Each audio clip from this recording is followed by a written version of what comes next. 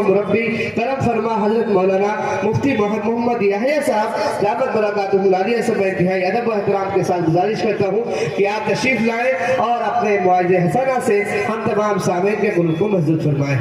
अल्हम्दुलिल्लाह वस्सलातु वस्सलामु अला अहलिहा अम्मा बअदु फ़अऊज़ु बिल्लाहि मिनश शैतानिर रजीम बिस्मिल्लाहिर रहमानिर रहीम ज़हरल फ़सादु फ़िल बर्रि वल बहरि बिमा कसबत अयदिन नास लियुज़ीक़हुम बअदल्लज़ी अमिलू लअल्लहुम यरजिऊन। सल्लल्लाहुल अज़ीम। वक़ाल रसूलुल्लाह सल्लल्लाहु अलैहि वसल्लम मन अहब्ब लिक़ाअ अल्लाहि अहब्ब अल्लाहु लिक़ाअहु औ कमा क़ाल अलैहि सलातु वस्सलाम वलिल्लाहि दुर्रु मन क़ाल। तू इधर उधर की न बात कर, ये बता के काफिला कहाँ लुटा। तू इधर उधर की न बात कर, ये बता के काफिला कहाँ लुटा। मुझे रहज़नों से गिला नहीं, तेरी रहबरी का सवाल। क्या बात है, जिंदाबाद जिंदाबाद।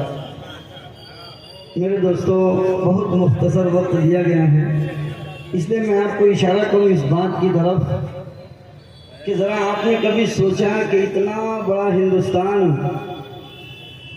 और आने वाला अंग्रेज़ गिने चुने चंद 2-4 हज़ार इस पूरे हिंदुस्तान पर कैसे तसल्लुत जमा लिया।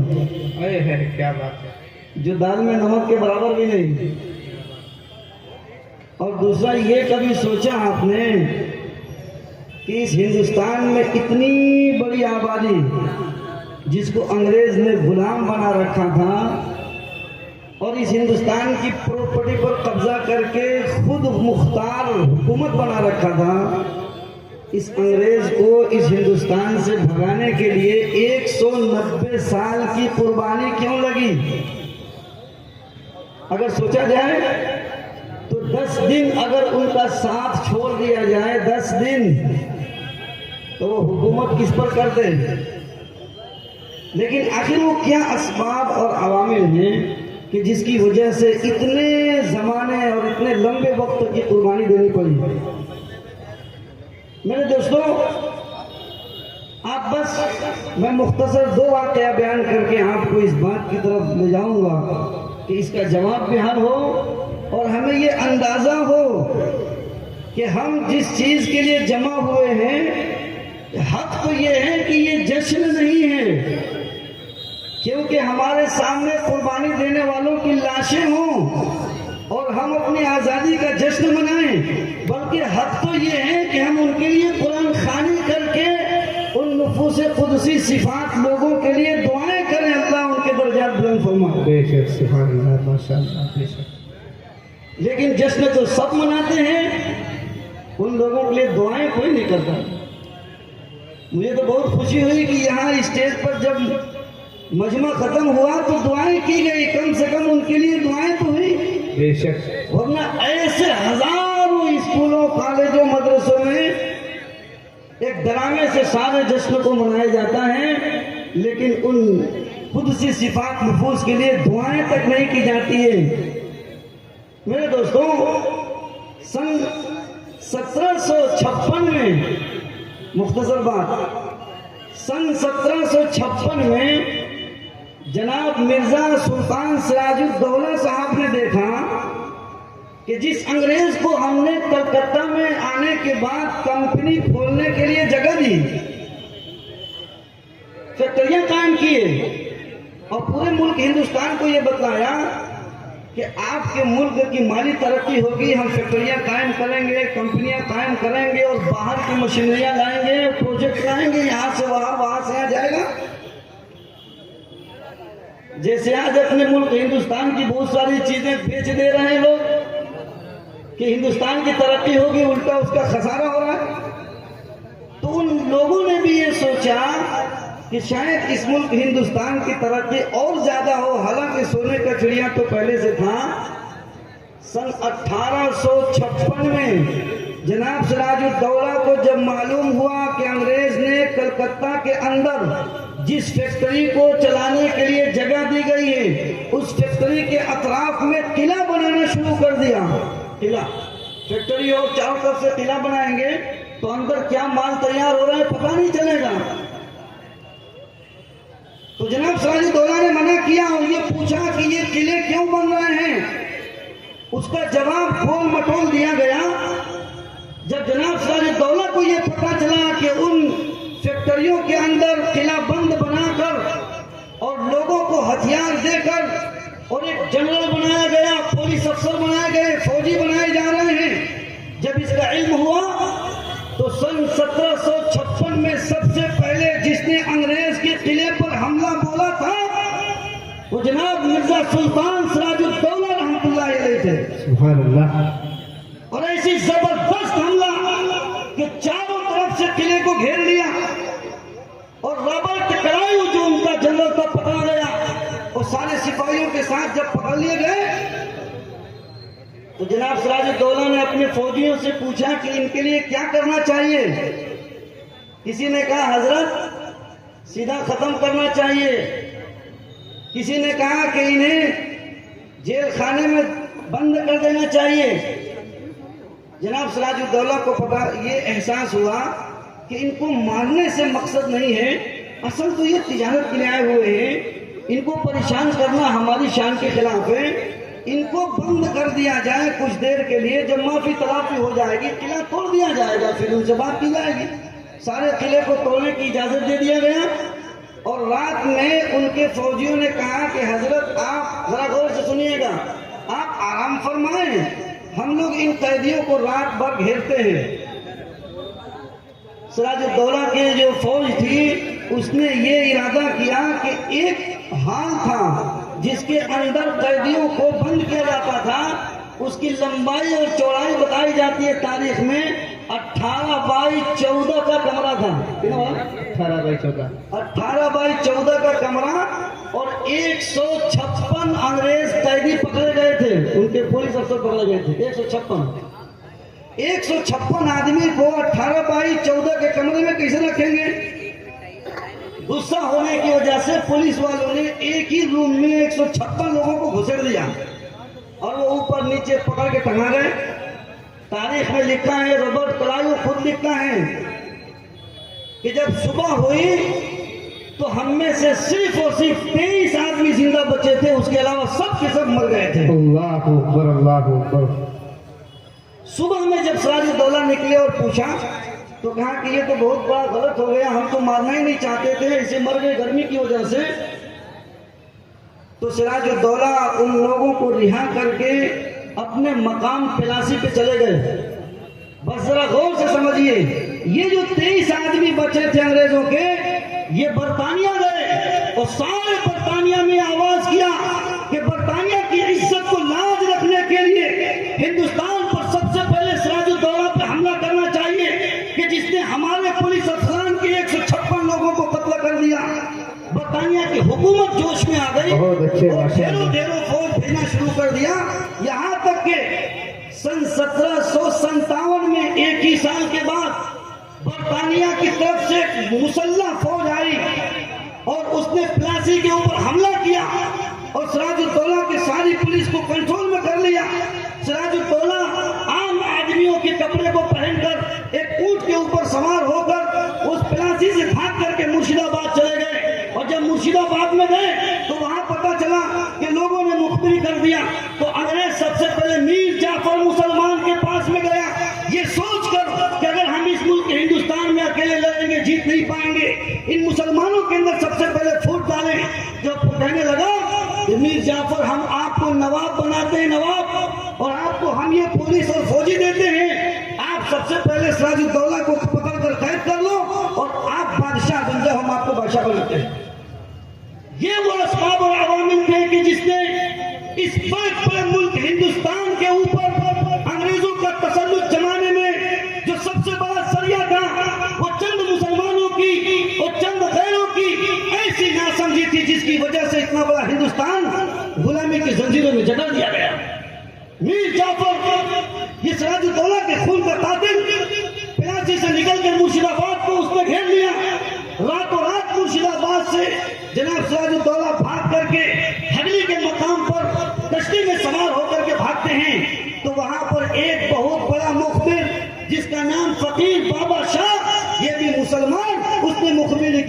सिराजुद्दौला रात को यहाँ तशरीफ लाए हैं। बिलाखिर सिराजुद्दौला इसकी मखबरी की वजह से पकड़े गए और उनको तो कत्ल किया ही गया, उनके रिश्तेदारों के खानदान के 70 औरतों को जजीरे में कश्ती में भर करके ले जाकर बीच में डुबो दिया गया।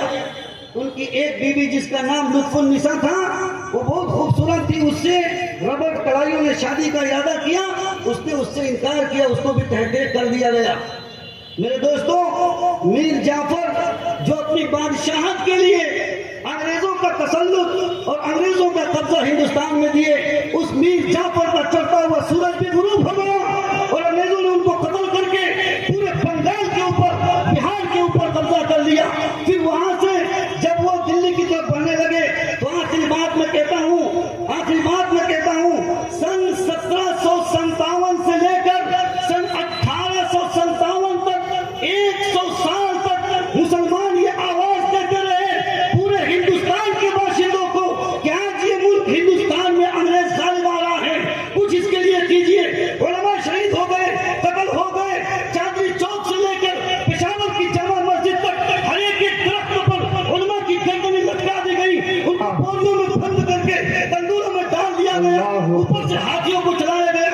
उसके बावजूद 100 साल के अंदर हमारे मुल्क के दिगर भाइयों को ये एहसास तक नहीं हुआ कि ये अंग्रेज हम पर कब्जा से कब्जा जमाते चला जा रहा है। ये कितनी बड़ी नासमझी है, सोचो और देखो कि उलमा की कितनी बड़ी बसीरत है कि जिन्होंने सिराजुद्दौला का कत्ल सन 1757 से लेकर सन 1857 तक 100 साल जंग आजादी का तलादा अपने जिस्म में पहने ये उलमा थे। बेशक सन 1857 से पहले अंग्रेज ने एक कानून बनाया कि अब बंदूकों के अंदर कारतूस डाला जाएगा। वो कारतूस के अंदर सुअर और गाय की चर्बी उसमें लगाई जाती थी और उसको कारतूस को बंदूक में डालने के लिए दांत से उसकी पन्नी को फाड़ना पड़ता था। तब जाकर 100 साल के बाद हमारे मुल्क हिंदुस्तान के दिगर भाई, जो गाय हमारी माता है और सुअर हम खाते नहीं हैं, तब पता चला कि ये तो बहुत बड़ी गद्दारी है। इन अंग्रेजों के फौज के अंदर मुसलमान भी दाखिल, हिंदू भी दाखिल, सिख भी दाखिल, जैन भी दाखिल, बौद्ध भी दाखिल, और फिर ये मजहब के खिलाफ मुसलमान सबसे पहले बोल उठे कि जिहाद फर्ज है, क्योंकि ना हम सुअर की चर्बी दांत से लगा सकते हैं, न हाथ से उसको छू सकते हैं और न उसको चला सकते हैं। हिंदू भाइयों ने कहा गाय हमारी माता है, न हम उसको खा सकते हैं, न दूसरों को काटने दे सकते हैं, न सुअर की चर्बी इस्तेमाल कर सकते हैं। तो सन 1857 में अंग्रेज के फौजियों में से सारे मुसलमान और हिंदू फौजी निकल करके भागकर जमा हुए। कहां? वो मेरठ के अंदर जमा हुए। जब अंग्रेज को पता चला कि मेरठ में ये सब जमा हो गए, सब के सब फौजी बंदूक चलाने के माहिर, तो जल्दी इनको कुचलो वरना पूरे हिंदुस्तान में फैल जाएंगे। उस वक्त तक तारीख गवाह है, कमीशन कहता है कि सिख जो फौजी अंग्रेजों के साथ में थे, वो सिख फौजी अंग्रेजों के साथ मिलकर हिंदू और मुसलमान के ऊपर कत्ल-ए-खातरी मचाने के लिए मेरठ में पहुंच गए और इतनी जबरदस्त मुसल्लह जंग हुई कि जिस जंग के नतीजे में हिंदू मुसलमान भी कत्ल और शहीद हुए, उलमा भी शहीद हुए, लेकिन बिलाखिर मुल्क हिंदुस्तान की ये नौजवान सन 1857 की जंग मुसल्लह होने के बावजूद हार गए। जब हारे हैं तो मेरठ से भागते भागते दिल्ली में आए और दिल्ली में आकर उस वक्त के बादशाह, छोटे मोटे बादशाह थे, बहादुर शाह जुफर, उनके पास आकर के ये फौजी कहने लगे बहुत सारे हमारे लोग मार दिए गए और सुअर की चर्बी ना हम जो है गाय की चर्बी इस्तेमाल कर सकते हैं, आप बेड़ा उठाइए रहबरी का, हम आपका साथ देंगे और मुल्क हिंदुस्तान से अंग्रेजों को लड़ेंगे। बहादुर शाह जुफर ने ये जिम्मेदारी ले ली। जब अंग्रेज वहां से मेरठ से चला तो सबसे पहले दिल्ली को घेर लिया और सबसे पहला जो दरवाजा तोड़ा है अंग्रेज ने, वो कश्मीरी गेट का दरवाजा है। दरवाजा तोड़कर धुआंधार दाखिल हुए और ये निहत्थे मुसलमान और उनके साथ में अब जो समझ आई थी वो हिंदू और अंग्रेज फौजों के साथ में रहने वाले, उस वक्त के रहने वाले परिंदे सिख भी उनके